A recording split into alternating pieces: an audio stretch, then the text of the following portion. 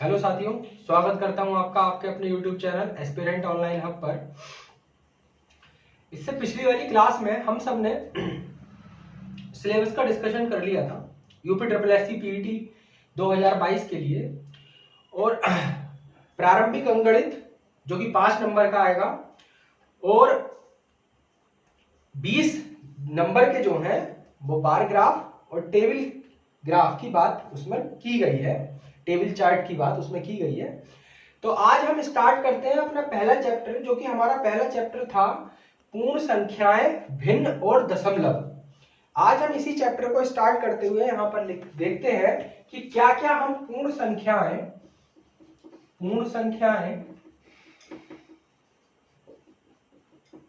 भिन्न और दशमलव इनमें पढ़ सकते हैं, है ना। तो देखिए, पूर्ण संख्याएं और भिन्न। तो सबसे पहले हम बात कर लेते हैं पूर्ण संख्याओं की कि भाई पूर्ण संख्याएं क्या होंगी, क्या क्या इनमें हमसे पूछ सकता है और क्या क्या हमें इनमें पढ़ना है। तो देखिए, पूर्ण संख्याएं क्या होती हैं। तो अगर हम सिंपल भाषा में बात करना चाहें, बिल्कुल मतलब जो हम पढ़ते आ रहे हैं शुरू से 6th क्लास से या 5th क्लास से, तो पूर्ण संख्याएं क्या होती हैं। पूर्ण संख्या यानी कि होल नंबर। तो होल नंबर क्या है, यानी कि 0 से लेकर जितने भी धनात्मक पूर्णांक हैं, 0 से लेकर जितनी भी नेचुरल संख्याएं हैं धनात्मक, वो सभी क्या कहलाती हैं, पूर्ण संख्याएं कहलाती हैं, है ना। अगर हम यहां लिखना चाहें तो 0 से या 0 से प्रारंभ होकर जितनी भी धनात्मक संख्याएं हैं पूर्ण संख्या कहलाती हैं।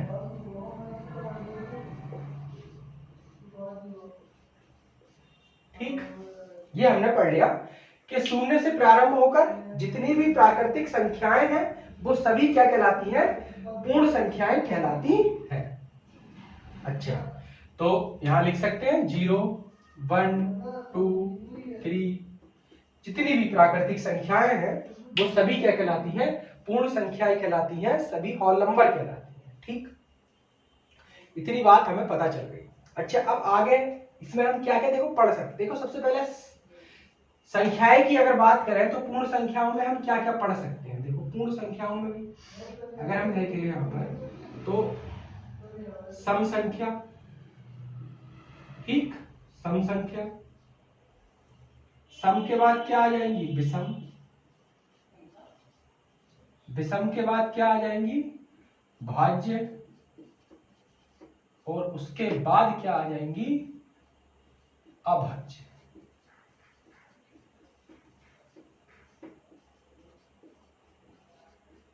है ना। ये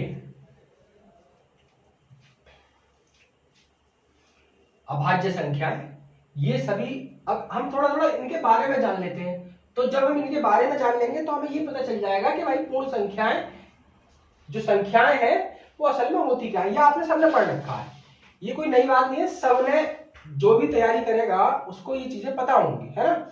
और जिसने नहीं भी पढ़ा है वो आज समझ लेगा कि क्या क्या होता है। देखिए, सम संख्याएं, तो सम तो सबको पता है, इवन नंबर। तो इवन नंबर, भाई दिल्ली में फॉर्मूला भी चला इवन ऑड वाला, तो वही फॉर्मूला लगा दो कि अगर 2, 4, 6, 8, इसका मतलब जो नंबर 2 से पूर्णतः विभाजित हो जाए, जो संख्या 2 से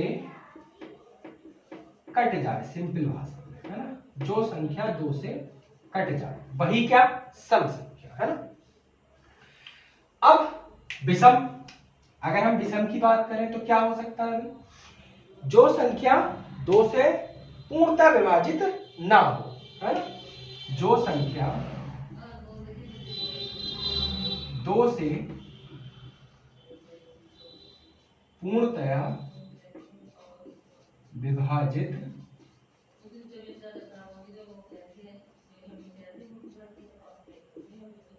ना हो, है ना। जो संख्या 2 से पूर्णतः विभाजित ना हो तो वो कौन कौन सी संख्याएं हैं? 1, 3, 5, 7, 9, 11 सब क्या है? ये विषम संख्याएं है ना। अच्छा, अब हम देखो पूर्ण संख्याएं कैसे आ रही है। तो देखो पूर्ण संख्याओं में यही तो लिखा है कि शून्य से प्रारंभ होकर जितनी भी धनात्मक संख्याएं हैं वो सब क्या कहलाती है? पूर्ण संख्याएं कहलाती है, यानी कि होल नंबर कहलाती है। ठीक, तो अब आप देख सकते हो क्या 2 भाई धनात्मक पूर्णांक संख्या है, क्योंकि हमारी जो शर्त है पूर्ण संख्या की वो ये है शून्य से प्रारंभ होनी चाहिए और जितने भी नेचुरल नंबर आएंगे धनात्मक जितनी भी संख्याएं आएंगी वो सभी क्या है? पूर्ण संख्याएं हैं। तो 2 भी, 4 भी, 6 भी, 8 भी, 10 भी सब क्या है? ये पूर्ण संख्या है। तो इसका मतलब सम संख्याओं को हम क्या कह सकते हैं? पूर्ण संख्याएं कह सकते हैं। अब बात कर लेते हैं विषम संख्या की, है ना। तो विषम संख्या में क्या हमने पढ़ा? 1, 3, 5, 7, 9, 11। तो ये भी सम संख्या, ये भी पूर्ण संख्या है, सब धनात्मक है और सब जीरो के बाद की है और सब प्राकृतिक संख्याएं हैं। तो ये भी कैसी संख्याएं हैं? विषम संख्याएं हैं। ठीक है। अच्छा, हमने इन दोनों के बारे में पढ़ लिया। 2 संख्याएं बचती हैं, एक बचती है भाज्य संख्या और एक बचती है अभाज्य संख्या। इन दोनों के बाद भी एक संख्या और बच जाती है। ठीक, तो पहले हम इन दोनों के बारे में पढ़ते हैं, फिर जो तीसरी रह जाती है उसके बारे में भी हम पढ़ते हैं। तो देखिए हमने इन दोनों के बारे में तो पढ़ लिया, अब हम भाज्य और अभाज्य और देखते हैं कि भाज्य और अभाज्य क्या होते हैं। ठीक, देखिए भाज्य और अभाज्य, देखिए भाज्य क्या और अभाज्य। ठीक, अब अगर हम भाज्य की बात करें तो भाज्य क्या होगा भाई? जो कट जाए वही तो भाज्य होगा, जो कट जाए वही भाज्य होगा और जो एक या स्वयं से विभाजित हो जाए वही क्या होगा? वही होगा अभाज्य।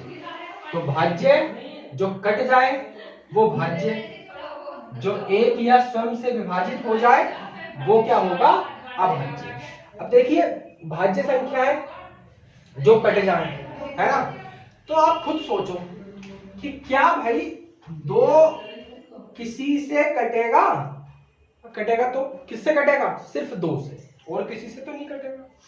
तो जब इसने सिर्फ अपने आप से कटने की शर्त रखी, तो जब अपने आप से कटने की ये शर्त में चला गया तो इसका मतलब ये कैसी संख्या हो गई? जैसी अभाज्य। क्यों? क्योंकि इसने ही तो बोला है कि जो एक या स्वयं से विभाजित हो वही तो अभाज्य होगी। तो इसका मतलब ये या तो किससे विभाजित हो जाएगा? 1 से, या फिर किससे विभाजित होगा? 2 से। तो इसका मतलब 2 कैसी संख्या है? 2 है अभाज्य संख्या, ना कि भाज्य संख्या। तो अगर हमसे पूछा जाता है कि सबसे छोटी अभाज्य संख्या कौन सी है, तो हम कह सकते हैं सबसे छोटी अभाज्य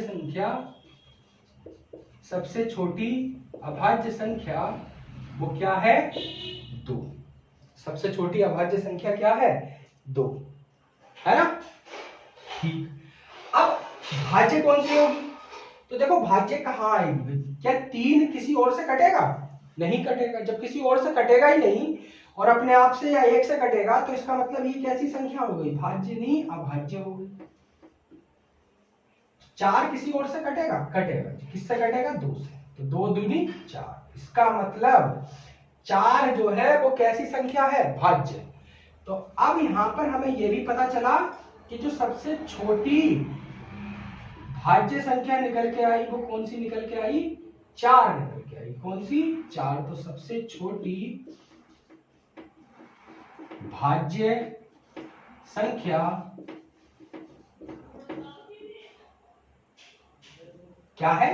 4। सबसे छोटी भाज्य संख्या क्या है?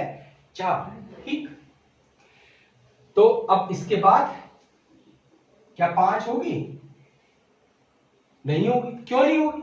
क्योंकि भाई 5 जो है वो एक या खुद से कट रहा है, ना कि ये तो है नहीं कि 5 जो है वो 2 से कट जाएगा पूर्णतः, है ना। तो 5 भी नहीं है, फिर क्या होगी? 6, फिर क्या होगी? 8, फिर क्या होगी? 9। ठीक, तो एक क्वेश्चन और समझ लो यहां पर। देखो, अगर सबसे छोटी भाज्य संख्या 4 है तो सबसे छोटी विषम भाज्य संख्या, है ना, सबसे छोटी विषम भाज्य संख्या वो कितनी है?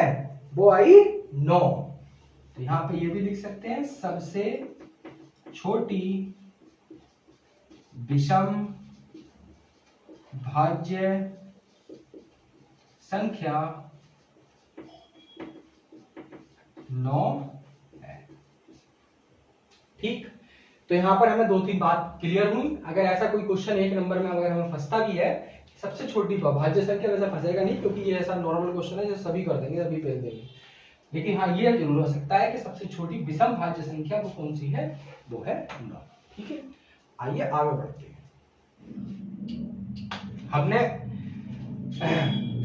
अब तक हमने दो यहां पर सभी संख्याओं को पढ़ लिया। अब हम पढ़ते हैं यहां पर सह अभाज्य संख्या। कौन सी संख्याएं पढ़ते हैं? सह अभाज्य, जिनको हम बोलते हैं को प्राइम नंबर।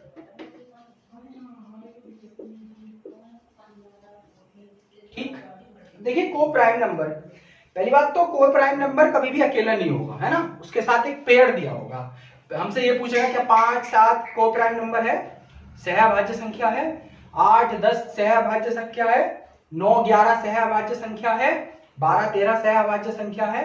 कुछ इस प्रकार से हमें पेयर देगा और हमसे पूछेगा कि आप ये बताइए कि इन 4 ऑप्शन में से कौन सी ऐसी संख्या है जो सहअभाज्य संख्या है। ठीक, जैसे मैं लिख देता हूं, देखो कैसे पता चले हमें। जैसे 2, 4, 3 है, मैंने बोला भाई इन चारों में से हमें बताना, ऑप्शन में ये दे रखे हैं 2, 3 और 2, 6 और तीसरा ऑप्शन है 7, 12 और चौथा ऑप्शन ये दे दिया हमने 9 या 9 छोड़ो 11 और 16, है ना। तो आप लोग बताओगे कि भाई अब हमें कैसे पता चले कि इन चारों में से हमारा ऑप्शन कौन सा ठीक है, कौन सा को प्राइम नंबर है ना। तो देखिए को प्राइम नंबर जानने का सिर्फ एक ही तरीका है, वो ठीक से आप रटना नहीं है, सिर्फ समझना है कि देखो को प्राइम नंबर के लिए ना इन दोनों के फैक्टर कर लो, नॉर्मल से बिल्कुल सिंपल लैंग्वेज, इन दोनों के फैक्टर कर लो। अगर फैक्टर आप करोगे तो 2 का क्या होगा? 1 और 2, यही तो फैक्टर होंगे। ठीक है, अब मान लो मैंने ये वाला लिया कि मैं देख लेता हूं, पहला ऑप्शन कम मिलता है हमें सही होने को, लेकिन दूसरे ऑप्शन से अगर हम चेक करें तो 6 हमने लिया, तो 6 में देखा 1, 2, 3, है ना। अब जब हम इनके फैक्टर कर लिए तो हमें पता चल गया कि इनके फैक्टर 2 के 1, 2 और 6 के 1, 2, 3 हुए। देखो यहां पर क्या कॉमन है, क्या क्या कॉमन है, तो आपने देखा भाई 1 कॉमन है और 2 कॉमन है। तो याद रखो सहअभाज्य संख्याओं में कभी भी 1 के अलावा कुछ भी कॉमन आएगा ही नहीं। जब 1 के अलावा कुछ भी कॉमन आएगा ही नहीं तो भाई यहां तो 2 कॉमन आ गया, और जब 2 कॉमन आ गया तो क्या ये सहअभाज्य का पेयर बना? तो आप कहोगे जी नहीं बना, है ना। अब दूसरा देखो चेक करके, क्या 7, 12 है, 7, 12, तो 7, 12 का देखो 7, तो 7 का 1 और 7, ठीक। 12 का देखो 2, 1, 2, 3, 4, 6, 12। क्या इन दोनों में से हमें यह दिख रहा है कि क्या कुछ कॉमन है 1 के अलावा? है कुछ कॉमन? कुछ कॉमन ही नहीं है 1 के अलावा, तो इसका मतलब ये भी किसका पेयर है? सहअभाज्य संख्या का पेयर है। ऐसे ही अगर आप 2, 3 देखो तो 2, 3 में कुछ कॉमन मिलेगा? नहीं मिलेगा, तो इसका मतलब ये भी सहअभाज्य संख्याओं का पेयर है। क्या 11, 16 में कुछ कॉमन मिलेगा? नहीं मिलेगा, तो क्या ये भी सहअभाज्य संख्याओं का पेयर है? तो क्या याद रखना है, पेयर में सिर्फ और सिर्फ क्या कॉमन मिलना चाहिए? एक अगर कॉमन मिलता है तो वही हमारा सहअभाज्य संख्याओं का पेयर हो जाता है। अगर एक के अलावा कुछ भी और कॉमन मिलता है तो वो सहअभाज्य संख्याओं का पेयर नहीं होगा और ना ही वो सहअभाज्य संख्याएं होंगी। ठीक है, तो सब संख्याएं समझ में आ गई होंगी, सम संख्या, विषम संख्या, even number, odd number, prime number, को प्राइम नंबर। ठीक, ये सारे नंबर आप लोगों ने समझ लिए और पूर्ण संख्याएं भी आप लोग एक हद तक समझ पा रहे होंगे। ठीक है, अब पूर्ण संख्या के बाद जो अगला टॉपिक है वो है भिन्न, है ना भाई। अब पूर्ण संख्या के बाद जो अगला टॉपिक है हमारा वो क्या है, वो है भिन्न। अगला टॉपिक है भिन्न। भिन्न जिसको बोलते हैं फ्रैक्शन। देखिए नेक्स्ट टॉपिक है भिन्न जिसको बोलते हैं फ्रैक्शन। आइए नेक्स्ट टॉपिक की ओर बढ़ते हैं। नेक्स्ट टॉपिक है हमारा भिन्न, फ्रैक्शन। तो देखिए अब हमें फ्रैक्शन पढ़ना है, तो फ्रैक्शन पढ़ने के लिए, भिन्न पढ़ने के लिए हमें ये तो सब देखो ये सब चीजें हमने पढ़ रखी हैं। सिर्फ हम इतना है कि हमें अब ये देखने हैं कि इनके ऊपर जो क्या पहले सवाल थे वही सवाल अब बनेंगे हैं। तो क्या आपसे जो पूछता होगा वही शुरू में ये पूछता होगा कि 2/3 में हर और अंश बताओ, तो क्या अब वो उस लेवल पे तो सवाल पूछने का नहीं है हमसे कि 2/3 में अंश और हर बताओ, है ना। कुछ आगे बढ़ के ही पूछेगा। तो बस वही चीजें हमें देखनी है कि क्या इन पे कैसे कैसे सवाल आ सकते हैं। तो मैं सही बताऊं, भिन्न पे एक से एक बेहतरीन सवाल बन सकता है। ठीक, सब करेंगे हम। पहले सिर्फ आप ये समझिए कि पूर्ण संख्याएं आपने समझा, अब उसके बाद आप देखिए कि भिन्न, फ्रैक्शन क्या होती है ना। तो फ्रैक्शन भिन्न को हम कैसे लिख सकते हैं, तो भिन्न को हम ऐसे तो लिख सकते हैं a/b की फॉर्म में, है ना। a क्या कहलाता है, ऊपर वाला कहलाता है अंश और नीचे वाला क्या कहलाता है हर। ठीक, a/b की फॉर्म में लिख दिया अंश बटे हर, यानी कि अगर 2/3 लिखा है तो ये है अंश और ये है हर। अब आगे देखो, अब यहां पर आप सोचो कि क्या 5 एक पूर्ण संख्या है ना। ये भाई अभी पढ़ी है हमने पूर्ण संख्या क्या होती है। तो 5 एक पूर्ण संख्या है, क्या 5 जो है वो भिन्न है, फ्रैक्शन है। तो देखो बताओ कि क्या 5 फ्रैक्शन है। हाँ, आप कहोगे जी 5 फ्रैक्शन है। कैसे है 5 फ्रैक्शन? ऐसे है, अगर हम इसके नीचे 1 लगा दें तो यहां पर हमारा अंश भी आ गया और यहीं पर हमारा क्या आ गया, हर भी आ गया। तो 5/1 होने से ही क्या बन गया, ये एक भिन्न बन गया। तो 5 जो भी पूर्ण संख्या है वो एक भिन्न का रूप भी ले सकती हैं और भिन्न भी हो सकती हैं। ठीक, अब देखिए भिन्न में हमसे क्या क्या पूछ सकते हैं। तो देखो सबसे पहली जो कंडीशन है वो या तो हमसे भिन्न दे देंगे कुछ, और उन भिन्न में हमसे ये पूछ सकते हैं कि ये बताओ कि इन भिन्न में जो भिन्न दी है इनमें सबसे छोटी कौन सी है, बड़ी भिन्न सी है ना। या इन भिन्न जो हमें एक साथ 3-4 भिन्न दे दी उनमें हमसे ये पूछ सकता है कि आप इन्हें आरोही क्रम में लगाइए, आप इन्हें अवरोही क्रम में लगाइए। एक साथ भिन्न दे दी उनका हमसे जोड़ करा सकता है, उनकी गुणा करा सकता है, उनकी भाग करा सकता है ना। ये बहुत सारी कंडीशन जो है वो भिन्न में बन सकती हैं। तो हम सबसे पहली कंडीशन को देखते हैं कि सबसे बड़ी भिन्न ज्ञात करना।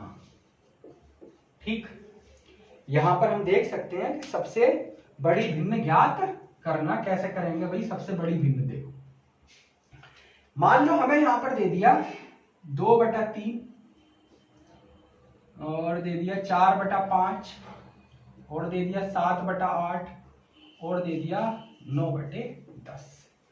अब हमें सबसे बड़ी भिन्न पता करनी है। सबसे बड़ी भिन्न क्या हो सकती है।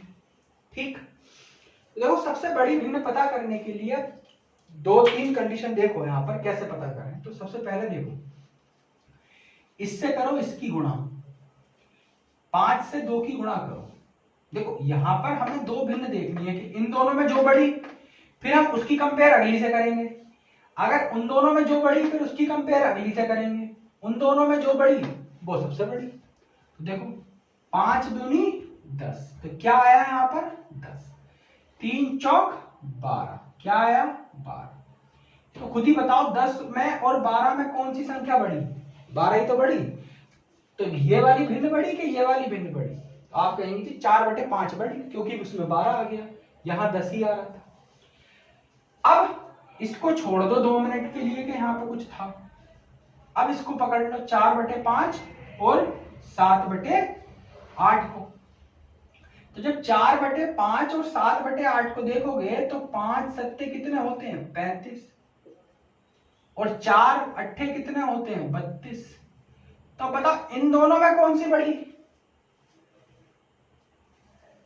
इन दोनों में कौन सी बड़ी। तो आप कहोगे जी 35 बड़ी, इसका मतलब ये वाली बड़ी। जब ये वाली बड़ी तो इसको थोड़ी देर के लिए आप भूल जाओ कि ये भी कुछ था, इसको इधर लेके तो 4/5। अब बात रह गई सिर्फ इन दोनों में, 7/8 और 9/10 में कौन सी भिन्न बड़ी। तो 10 सत्ते कितने होते हैं 70, और 9 अट्ठे कितने होते हैं 72। तो कौन सी भिन्न बड़ी, तो भिन्न बड़ी जी 9/10। वो हमने देख लिया कैसे बड़ी।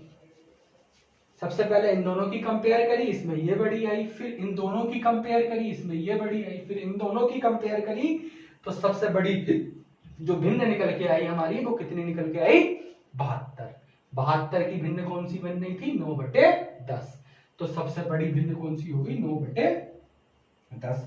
और वहीं अगर हमसे कहीं छोटी की बात कर ले तो सबसे छोटी भिन्न कौन सी थी हमारी 2/3। तो 2/3 कैसी भिन्न हो गई सबसे छोटी भिन्न, और सबसे बड़ी भिन्न कौन सी हो गई 9/10, सबसे बड़ी भिन्न। ठीक है, अब देखिए आगे। आइए अब देखते हैं इसका नेक्स्ट हम क्या कर सकते हैं इसमें, है ना। देखिए हमें सबको पता है कि भाई अगर हम इससे इसको भाग दे देंगे तो हमारी भिन्न वो पता चल जाएगा कि इनमें से कौन सा बड़ा है ना। देखो नॉर्मल तरीके से अगर हम बात करें तो आप क्या कर सकते हो, इनके आगे 0 लगा सकते हो, 2 0 लगा के पता कर सकते हो। कैसे पता करोगे, देखो अभी पता चल जाएगा कौन सी भिन्न बड़ी। 2 0 लगा दो, लगा दिए 2 0। जब आपने इनके आगे 2 0 लगा दिए तो इनको कैसे कर सकते हैं हम, 3 6 18। ठीक, कितने बचे 2, 3 6 18। सिर्फ पॉइंट में मत लिखो, पॉइंट में बिल्कुल मत लिखो, सिर्फ पूरा पूरा जितना डिवाइड हो रहा है उतना उतना लिखो। पॉइंट में बिल्कुल भी लिखने की जरूरत नहीं है, पॉइंट में बिल्कुल मत लिखना, सिर्फ जितना डिवाइड हो रहा है उतना उतना लिखते रहो। ठीक है, 5 की 8 इससे काटो तो 5 अट्ठे 40, यानी पूरा पूरा कट गया। ठीक है, आगे ऐसी 8 को 8 अट्टू अट्टू 64, 8 अट्ठे 64, 6 बचे और 8 सत्ते 56। पूरा पूरा काटो, सिर्फ पॉइंट लगाने की जरूरत नहीं है। यहां कितना आया 90। तो अब आप देख रहे हो, खुद ही देख पा रहे हो कि भाई 66 80 87 90 में कौन सी भिन्न सबसे ज्यादा बड़ी है। तो कौन सी बड़ी है 90, है ना। और 90 की भिन्न क्या है, 90 की भिन्न है 9/10। तो 2 तरीके हो गए आपके पास सवाल करने के, है ना। अब मैं आपको एक तरीका और बताता हूं जिससे कि आप 1 सेकेंड में पता कर पाओगे कि इनमें से कौन सी भिन्न बड़ी है ना। तो देखो 2/3 लिख दिया मैंने, यहां पे लिख दिया 4/5, यहां लिख दिया 7/8 और यहां लिख दिया 9/10। अब आप ये हो कि इन दोनों के बीच कितने का है 1, इन दोनों के बीच में कितने का अंतर है 1, इन दोनों के बीच में कितने का अंतर है, इन दोनों के बीच में कितने अंतर है। तो आप देख पाएंगे कि इन सबके बीच में कितने का अंतर है। तो इन सबके बीच में अंतर आया जी 1 1 का, यानी कि सबके बीच में इक्वल अंतर है, इक्वल डिफरेंस है ना। तो जहां पर इक्वल डिफरेंस होता है, चाहे 1 का हो 2 का हो 3 का हो 4 का हो, लेकिन होना क्या चाहिए बराबर, इक्वल होना चाहिए। तो वहां पर सबसे बड़े अंश वाली भिन्न ही हमेशा बड़ी होगी। दोबारा सुनो, जहां पर इक्वल डिफरेंस होता है, यानी कि चाहे 1 का डिफरेंस हो तो हर जगह ही 1 का होना चाहिए, 2 का डिफरेंस हो तो हर जगह ही 2 का होना चाहिए, 3 का डिफरेंस है तो हर जगह ही 3 का होना चाहिए। वहां पर जिसका अंश बड़ा है वही संख्या क्या कहलाएगी, सबसे बड़ी भिन्न कहलाएगी। तो यहाँ पर सबसे बड़ा अंश किसका, तो आप कहोगे जी 9 है सबसे बड़ा अंश, तो इसका मतलब 9/10 भिन्न ही कैसी भिन्न होगी, सबसे बड़ी। ठीक, समझ पाए होंगे, है ना? ठीक है। अच्छा, अब कुछ सोचेंगे कि भाई अगर बड़ी भिन्न मतलब अंतर बराबर ना हो, जब अंतर बराबर ना हो तो फिर आप ये वाली कंडीशन से कर सकते हो या फिर दूसरी वाली कंडीशन से कर सकते हो। जैसे मैं एक एग्जांपल लेके और बताता हूं। मान लो यहां पर अंतर बराबर ना है, नहीं है तो क्या करना है, देखो यहां पे लिख दिया मैंने 6/8, 8 यहाँ लिख दिया 11/13, फिर लिख दिया 14/15 और फिर लिख दिया मैंने 11/12, है ना? अब आप देखोगे तो अब आपको ये बताना पड़, यहाँ ये देखना है कि कौन सी भिन्न बड़ी है ना?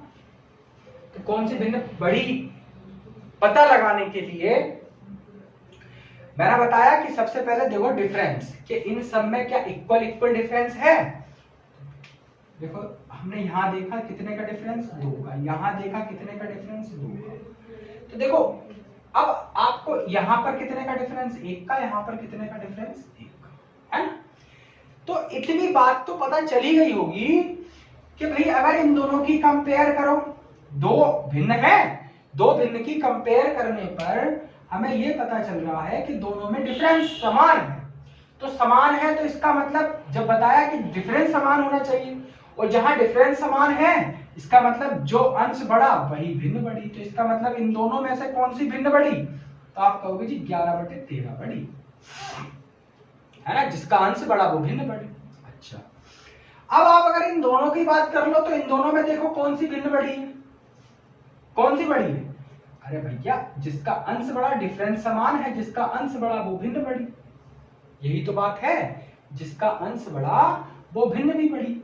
तो देखो इन दोनों में कौन सी भिन्न बड़ी, इन दोनों में ये वाली बड़ी, 14/15। ठीक, जब आपने देखा कि भाई इन दोनों में कौन सी भिन्न बड़ी, ये वाली भिन्न बड़ी, क्योंकि डिफरेंस समान था इसलिए ये बड़ी हो गई, इन दोनों में डिफरेंस समान था इसलिए ये बड़ी हो गई। क्या इन दोनों में डिफरेंस समान है, नहीं है। जब इन दोनों में डिफरेंस समान नहीं है तो इसका मतलब हम क्या करना पड़ेगा, या तो क्रॉस मल्टीप्लाई कर लो या फिर 2 जीरो लगाओ, डिवाइड कर लो, है ना? तो हम कर लेते हैं डिवाइड ही कर लो। चलो 13 नम्मा 117, 13 अट्ठे 104, कितने बचे, 6 बचे, और 13 चौका 52, तो कितना आया 84। इसका कितना आएगा 15 नम्मा 135। जब 9 पे बात आई गई और ये बात 8 पे है तो जाहिर सी बात है कौन सी भिन्न बड़ी, 14/15 जो है वो भिन्न क्या हो गई, बड़ी। ठीक है, तो कभी भी डिफरेंस अगर समान आ जाए तो फिर सवालों को कैसे करना है, और डिफरेंस समान ना आए तो कैसे करना है, अब आप ये बड़ी भिन्न और छोटी भिन्न में पता समझ चुके होंगे। ठीक है, अब चलते हैं थोड़ा आगे। अब क्या करना है, अब देखिए, अब हम पता करते हैं, अब हमें पता करना है कि आरोही क्रम और अवरोही क्रम, 2 क्रमों का पता करना है। आरोही क्रम क्या होता है और अवरोही क्रम क्या होता है ना?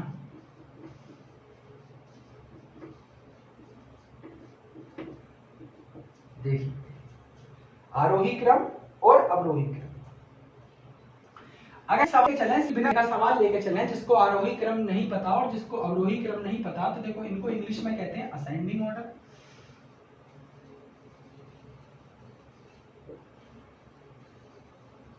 और इसको कहते हैं डिसेंडिंग ऑर्डर। Descending order. देखिए, अब जिसको आरोही और अवरोही नहीं पता, वैसे तो पता होगा, आप समझ लें असेंडिंग ऑर्डर और डिसेंडिंग ऑर्डर। देखिए, अगर बिना भिन्न की बात करें तो असेंडिंग ऑर्डर का मतलब होता है कि छोटे से बड़ा, कि सबसे पहले सबसे छोटा, फिर उससे बड़ा, फिर उससे बड़ा, फिर उससे बड़ा, उसे कहते हैं आरोही क्रम। 2 3 4 5 6 7 8। ठीक। अब अवरोही क्रम कौन सा होगा, यानी कि सबसे बड़ा सबसे पहले, फिर उससे छोटा, फिर उससे छोटा, फिर उससे छोटा, फिर उससे छोटा, फिर उससे छोटा, फिर सबसे छोटा। इसका मतलब कि बढ़ते हुए क्रम को कहते हैं आरोही क्रम और घटते हुए क्रम को क्या कहते हैं, अवरोही क्रम। ठीक है। अब हमें देख रहे हैं ना भिन्नों में कि हम इन्हें भिन्नों में कैसे कर सकते हैं, भिन्नों के सवाल कैसे बन सकते हैं। तो मान लो हमने भिन्न ले ली कि 3/5, 6/7, 8/11 और 12/7। ठीक।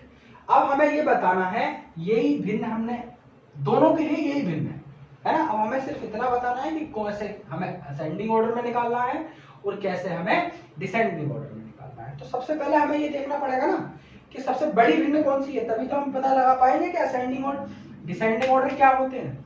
सबसे बड़ी भिन्न देखने के लिए हम सीख चुके हैं कि सबसे बड़ी भिन्न हम कैसे निकाल सकते हैं। तो देखो 5 6 30, 5 तिया 15।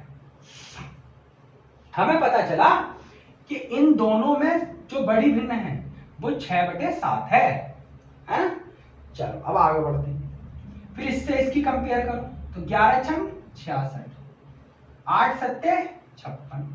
अब हमें यह पता चला कि भैया इसमें और इसमें जो बड़ी भिन्न है वो बड़ी भिन्न कौन सी है, ये वाली है। ठीक। इसका मतलब ये हुआ, सॉरी बड़ी भिन्न ये नहीं है, ये 56 है सिर्फ। बड़ी भिन्न कौन सी है, 6/7। भाई 11 6 66 और 8 7 56 में 66 ही तो बड़ा है। तो आप समझ लो इसका मतलब क्या हुआ कि जब इन दोनों की कंपेयर की तो सबसे बड़ी भिन्न कौन सी है, ये वाली। और जब इन दोनों की कंपेयर की तब भी बड़ी भिन्न कौन सी है, ये वाली है। तो इसका मतलब ये जो है ये कैसी भिन्न हो गई, ये भिन्न हो गई सबसे छोटी भिन्न। इन तीनों में सबसे छोटी भिन्न हो गई 3/5। और उससे बड़ी भिन्न कौन सी हो गई, 8/11। फिर उससे बड़ी भिन्न क्या हो गई, 6/7। समझ गए। अब इन तीनों में जो सबसे बड़ी भिन्न वो कौन सी है, 6/7 है। अब 6/7 से किसकी कंपेयर करनी है, इसकी। तो 6/7 और 12/7 में सबसे बड़ी भिन्न 12 7 84 और 6 7 42। ठीक। 12 7 84 और 6 7 42। तो देखो अब इन दोनों में सबसे बड़ी भिन्न कौन सी हो गई, ये वाली। समझ रहे हो। तो सबसे पहले कौन सी भिन्न लिखी जाएगी, 3/5। उसके बाद कौन सी भिन्न लिखी जाएगी, 8/11। उसके बाद कौन सी भिन्न लिखी जाएगी, 6/7। और उसके बाद कौन सी भिन्न लिखी जाएगी, 12/7। ठीक। तो ये कैसा ऑर्डर हो गया, ये हो गया असेंडिंग ऑर्डर, यानी कि आरोही क्रम, बढ़ता हुआ क्रम। ठीक है। अच्छा अब अगर हम इसी में बात कर ले अवरोही क्रम, तो अवरोही क्रम यानी कि घटता हुआ क्रम। तो देखिए घटता हुआ क्रम क्या हो जाएगा, 12/7। सबसे बड़ा सबसे पहले, फिर उससे छोटा 6/7 है, फिर उससे छोटा 8/11, फिर सबसे छोटा 3/5। ठीक है। तो ये बात सबके समझ में आई होगी कि आरोही क्रम और अवरोही क्रमों को अगर हमें भिन्नों में लगाना है तो हम कैसे उन्हें भिन्नों में लगा पाएंगे। ठीक है ना। अच्छा तो ये आज हमने यहाँ पर भिन्नों का 2 चीजें सीख ली कि सबसे बड़ी भिन्न हम कैसे पता कर सकते हैं और सबसे छोटी भिन्न हम कैसे पता कर सकते हैं, या फिर आरोही और अवरोही क्रम में हम भिन्नों को किस प्रकार लिख सकते हैं। ठीक। अब नेक्स्ट हम क्लास में इनके ऊपर जितने भी सवाल भिन्न के ऊपर बनने वाले होंगे, नेक्स्ट क्लास में हम उन सवालों को करेंगे। और कुछ सवाल जो पूर्ण संख्या में बन सकते हैं उन सवालों को हम नेक्स्ट क्लास में देखते हैं कि हम कैसे इन सवालों को सॉल्व कर पा रहे होंगे और कैसे इन्हें किस प्रकार के हम सवाल कर पा रहे हैं। ठीक है। तो पढ़ते रहिए आप अच्छे से, अपने पेपर की तैयारी करते रहिए। पेपर आपका निकट है, यानी कि 2 महीने रह गए हैं। तो मिलते हैं फिर नेक्स्ट वीडियो में, तब तक के लिए जय हिंद जय भारत।